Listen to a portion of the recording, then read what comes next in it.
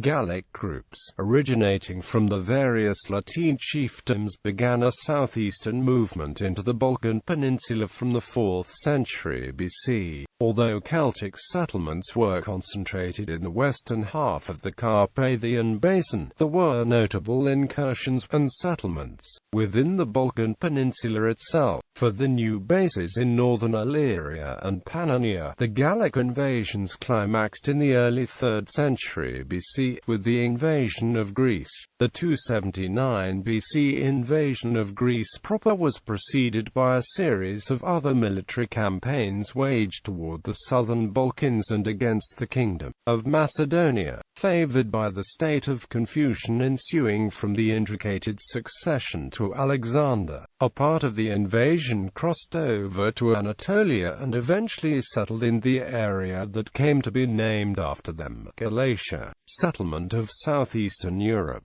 For the 4th century BC, Celtic groups pushed into the Carpathian region and the Danube Basin, coinciding with the movement into Italy. The Bowien and Volcae were two large Celtic confederacies who generally cooperated in their campaigns. Splinter groups moved south via two major routes, one following the Danube River, another eastward from Italy. According to legend, 300,000 Celts moved into Italy and Illyria. By the 3rd century, the native inhabitants of Pannonia were almost completely Celticized. Latin remains are found widely in Pannonia, but finds westward beyond the Tisa River and south beyond the Sava are rather sparse.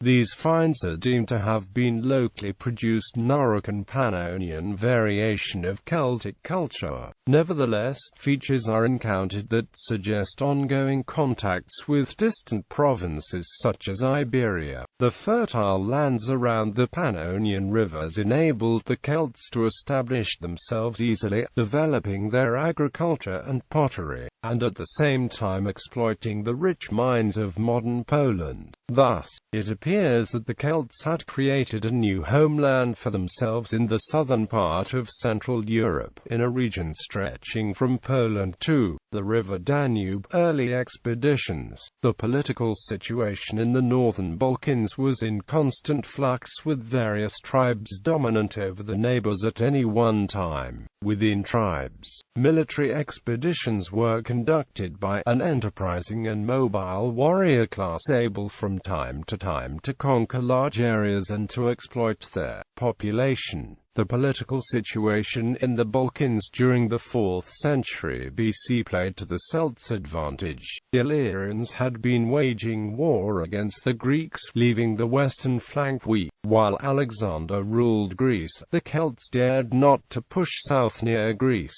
Therefore, early Celtic expeditions were concentrated against Illyrian tribes. The first Balkan tribe to be defeated by the Celts was the Illyric Auteriate, who, during the 4th century BC, had enjoyed a hegemony over much of the central Balkans, centered on the Morava Valley. An account of Celtic tactics is revealed in their attacks on the Ardea. In 335 BC, the Celts sent representatives to pay homage to Alexander the Great, while Macedon was engaged in wars against Thracians on its northern border. Some historians suggest that this diplomatic act was actually an evaluation of Macedonian military might. After the death of Alexander the Great, Celtic armies began to bear down on the southern regions, threatening the Greek kingdom of Macedonia and the rest of Greece. In 310 BC, the Celtic general Melistemos attacked deep into Illyrian territory, subduing the Dardanians, Paeonians and Tribali. The new Macedonian king Cassander felt compelled to take his old Illyrian enemies under his protection. In 298 BC, the Celts attempted a penetrating attack into Thrace and Macedon, where they suffered a heavy defeat near Haemus Mons at the hands of Cassander. However, another body of Celts led by the general Cambriules marched on Thrace, capturing large areas.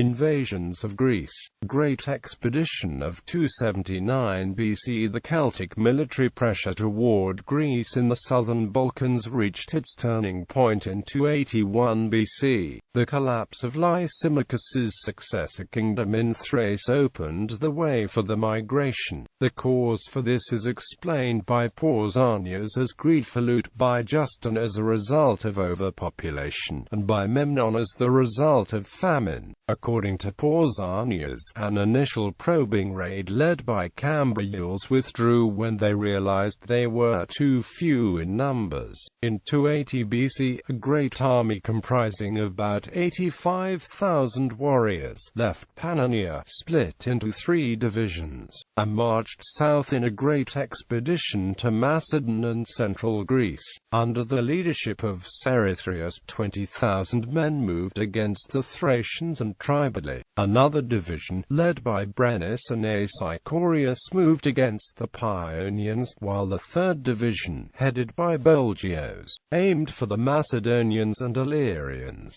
Bulgios inflicted heavy losses on the Macedonians, whose young king, Ptolemy Keranos, was captured and decapitated. However, Bulgios' contingent was repulsed by the Macedonian nobleman Sosthenes, and satisfied with the loot they had won, Bulgios' contingents turned back. Sosthenes, in turn, was attacked and defeated by Brennus and his division, who were then free to ravage the country. After these expeditions returned home, Brennus urged and persuaded them to mount a third united expedition against central Greece, led by himself and Aesychorius. The reported strength of the army of 152,000 infantry and 24,400 cavalry is impossibly large. The actual number of horsemen has to be intended half as big. Pausanias describes how they used a tactic called trimarchisia, where each cavalryman was supported by 2 mounted servants, who could supply him with a spare horse should he have to be dismounted, or take his place in the battle, should he be killed or wounded. Battle of Thermopylae. A Greek coalition made up of Aetolians, Boeotians, Athenians, Phocians, and other Greeks north of Corinth took up quarters at the narrow pass of Thermopylae on the east coast of central Greece. During the initial assault, Brennus's forces suffered heavy losses. Hence he decided to send a large force under Aesychorius against Aetolia. The Aetolian detachment, as Brennus hoped, left Thermopylae to defend the homes. The Aetolians joined the defense en masse, the old and women joining the fight. Realizing that the Gallic sword was dangerous only at close quarters, the Aetolians resorted to skirmishing tactics. According to Pausanias, only half the number that had set out for Aetolia returned. Eventually, Brennus found a way around the pass at Thermopylae, but by then the Greeks had escaped by sea. Attack on Delphi. Brennus pushed on to Delphi, where he was defeated and forced to retreat, after which he died of wounds sustained in the battle. His army fell back to the river Spercheios, where it was routed by the Thessalians and Malians. Both historians who relate the attack on Delphi, Pausanias and Junianus Justinus, say that the Gauls were defeated and driven off. They were overtaken by a violent thunderstorm, which made it impossible to maneuver or even hear their orders. The night that followed was frosty, and in the morning the Greeks attacked them from both sides. Brennus was wounded and the Gauls fell back, killing those of their own wounded who were unable to retreat. At night, a panic fell on the camp, as the Gauls divided into factions and fought amongst themselves. They were joined by Aesychorius and the rest of the army, but the Greeks forced them into a full-scale retreat. Brennus took his own life by drinking neat wine according to Pausanias, by stabbing himself according to Justinus. Pressed by the Aetolians, the Gauls fell back to the Spercheios, where the waiting Thessalians and Malians destroyed them. Cursed gold of Delphi. In spite of the Greek accounts about the defeat of the Gauls, the Roman literary tradition preferred a far different version. Strabo reports a story told in his time of a semi-legendary treasure, the Originating, 15,000 talents of gold and silver, supposed to have been accursed gold looted during the sack of Delphi and brought back to Tolosa by the Tectosages, who were said to have been part of the invading army. More than a century and a half after the alleged sack, the Romans ruled Gallia Narbonensis.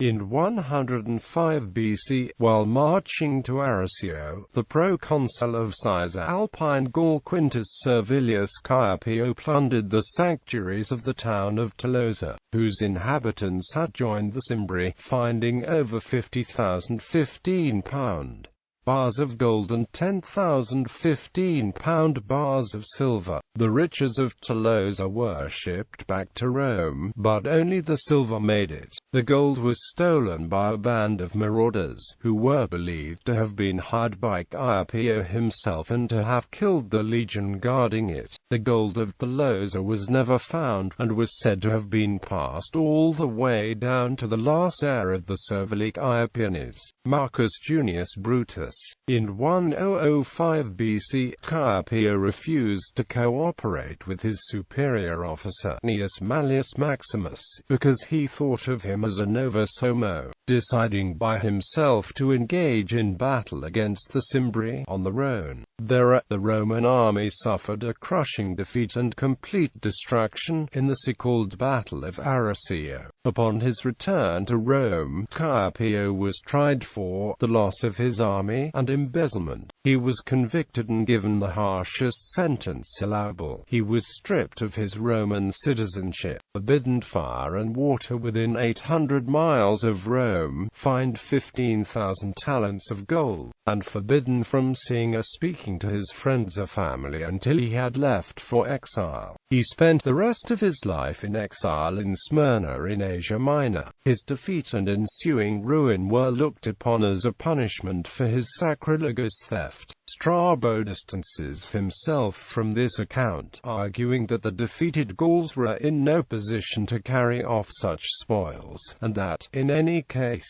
Delphi had already been despoiled of its treasure by the Phocians during the Third Sacred War in the previous century. However, Brennus's legendary pillage of Delphi is presented as fact by some popular modern historians. After the Greek campaigns, most scholars deemed the Greek campaign a disaster for the Celts. Some of the survivors of the Greek campaign, led by Comontrus, settled in Thrace.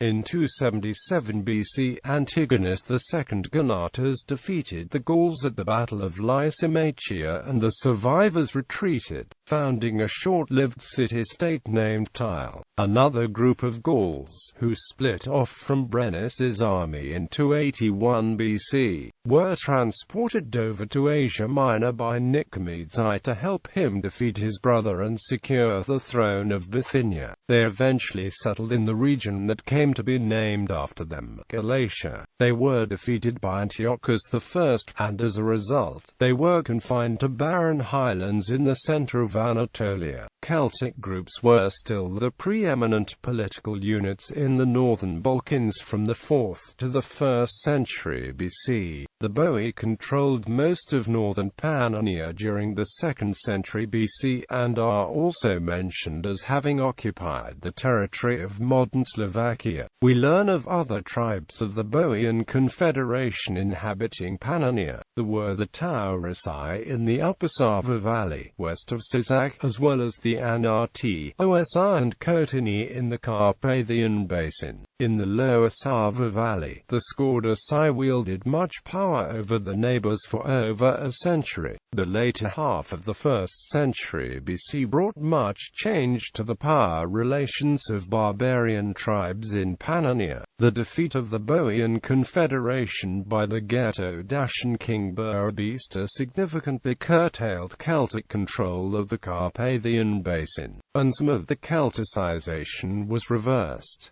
Yet more Celtic tribes appear in sources. The Hercuniates and Latabici migrated from the northern regions. Altogether, new tribes are encountered bearing Latin names, possibly representing new creations carved out of the defeated Bowien Confederation. To further weaken Celtic hegemony in Pannonia, the Romans moved the Pannonian Illyrian Isarli to northern Pannonia. The political dominance previously enjoyed by the Celts was overshadowed by newer barbarian confederations, such as the Marcomanni and Iazyges. Their ethnic independence was gradually lost as they were absorbed by the surrounding Dacian, Illyrian and Germanic peoples. Although Celtic names survive until the 3rd century AD,